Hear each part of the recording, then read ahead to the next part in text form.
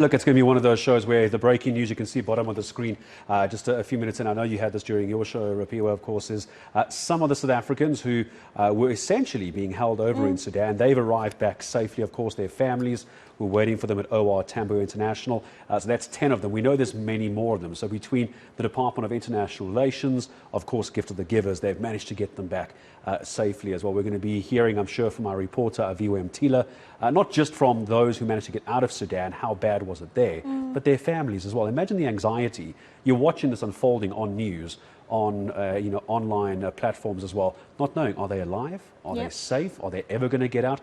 Thankfully, in this case, 10 of them have. And then one of the other big stories we've been following, if I had asked you 3 months ago, can you name the company Pakina Retail? Of course, absolutely not at all. So nobody's actually going to be able to talk about who Pakina Retail was all those years ago. But now, they are the very people responsible for over 2 million school children not getting fed.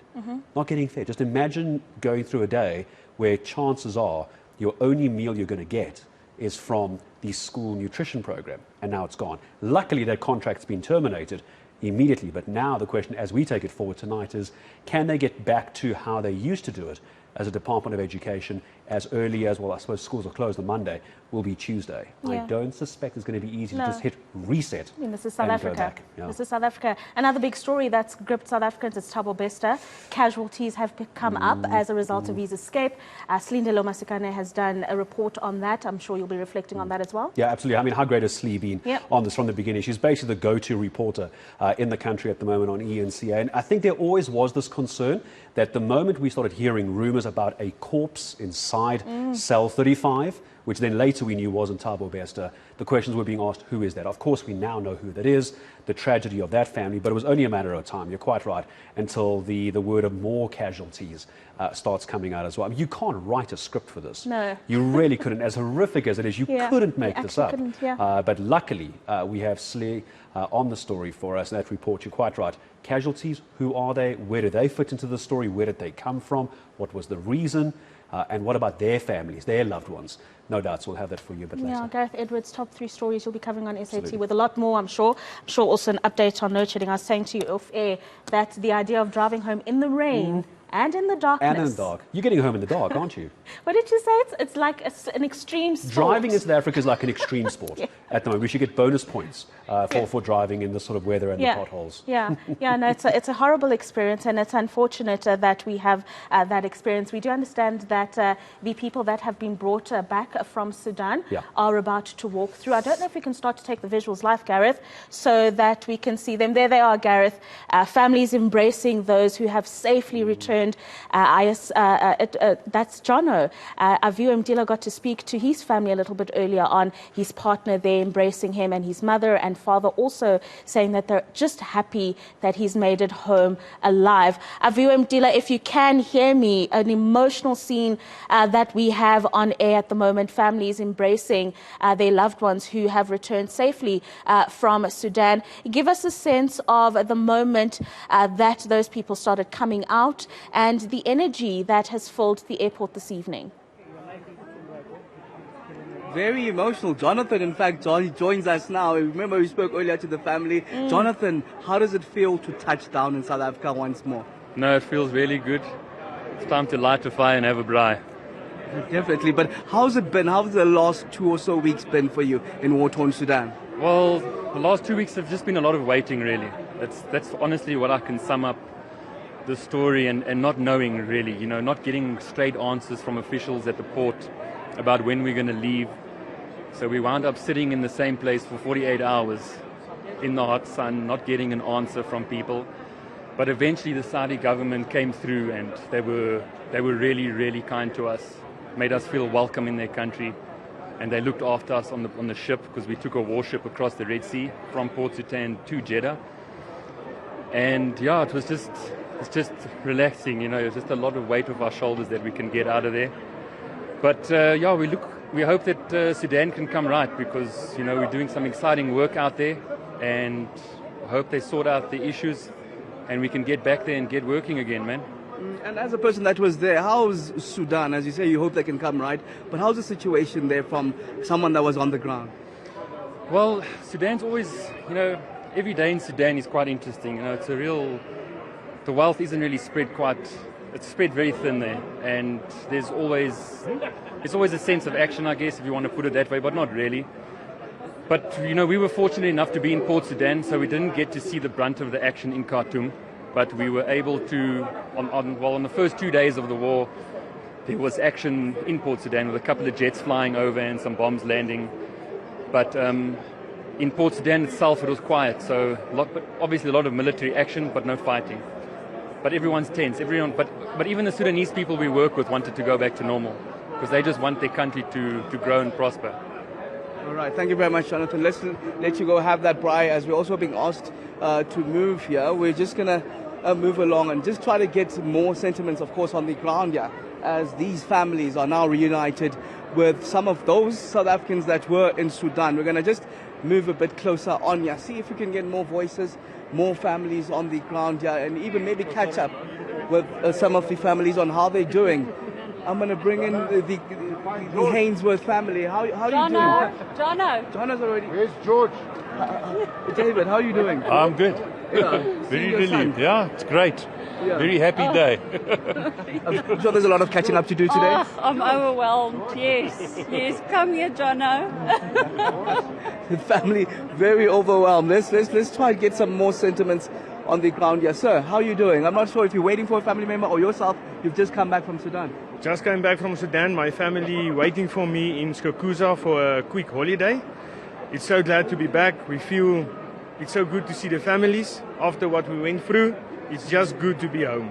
And how was it in Sudan? Tell us the last 2 or so weeks for you, even in your personal experience. It was, you can't really explain to someone if you don't go through it yourself. It was terrifying. When they put off the internet, you don't have any communication with your family. Sometimes it goes like 2 to 3 days. You don't hear from anyone. There's no help. You don't know how you're going to get out. The airports were closed. You can hear the gunshots. You can hear, there's war. And then all of a sudden you get a call from Saudi embassy. So all of a sudden you're on the news. You are on a list to get saved. And then from 4 South Africans, we go to 6. From 6 to 10, and all of a sudden we were 11, all South Africans together, sleeping at the port on the ground, waiting for tickets to go on a boat. They take your passports, you don't get it back, you don't know when you're going to get it back. It was hectic. Because there were issues with passports, I know, when some of them arrived in Egypt, but you went through the Jeddah in Saudi Arabia route. Yes. Tell us how long you were there and how it was like that.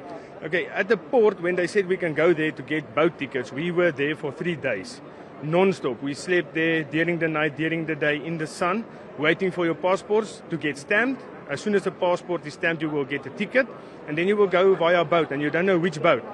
So they kept us all together. After 3 days, they said to us at the evening, about after 6, you are on this boat, you can go on this boat. So we get on a tugboat, they take us into the sea to like a fighter boat, a battleship, and then Saudi meet us there. We go onto the ship, and then that feeling was so good because now we know we are on our way home. So they took us to Saudi. When we get there to Saudi, the embassy of South Africa waited for us there with flags and everything. They greet us there and everything, and it was so good. And then from there we slept we just go to a hotel, have some proper food, have a shower after 3 days without a shower.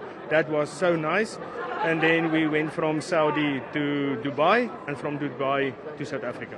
You find in South Africa now, the first thing you're going to do when you get home and you meet your family, maybe tell us what you're looking forward to. Just to have a hug from my wife, my 2 kids, and then we want to braai. We want to braai and just celebrate we are safe home. Okay, just your name and surname quickly. It's Dwayne van Zyl.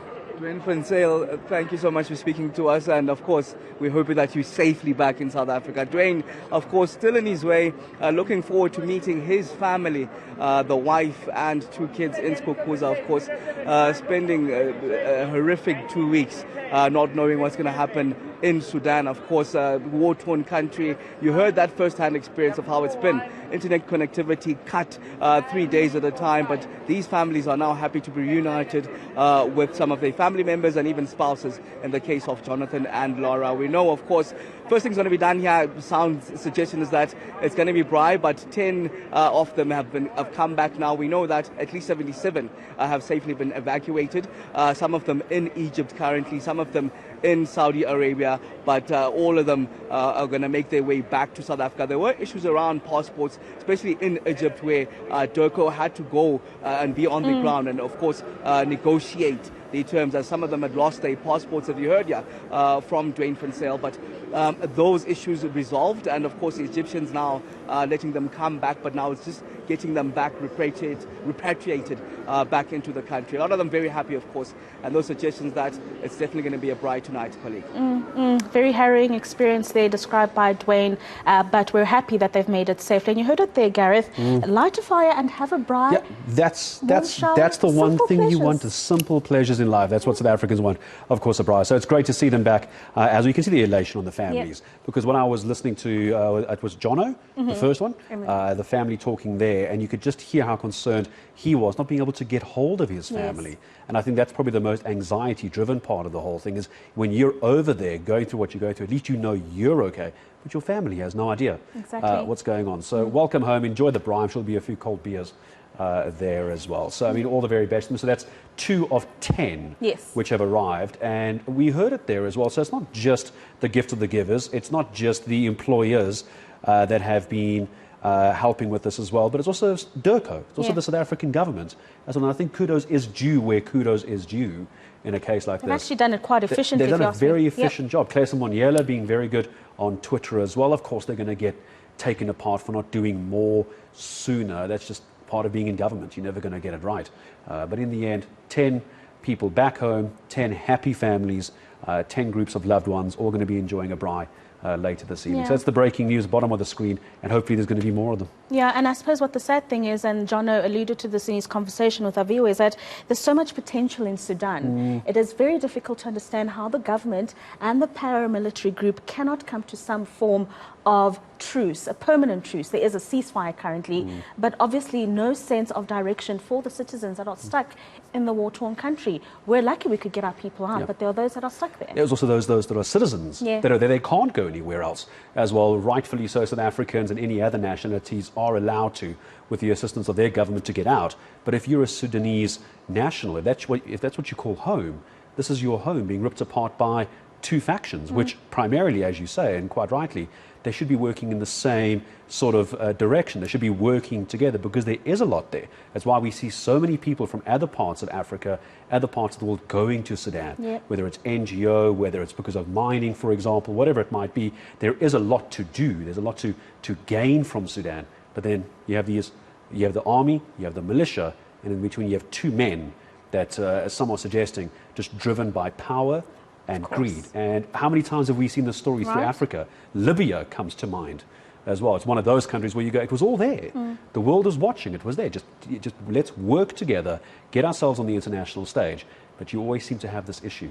And unfortunately, once again, you're going to get the critics who are going to say, see, another example. This is what happened, Another example of what happens in an African country, which is really sad. But I don't think that's the truth for the majority of countries. But sadly, this is the latest example. One example, exactly. Gareth, I'm going to let you take over the reins. I'm going to go and navigate the roads, the dark roads that are in South Africa. Just avoid them. Do the best you can. Just swerve. Swerve left, swerve right as quickly as you can. So all the best to Rapiwe. She makes her way home, of course.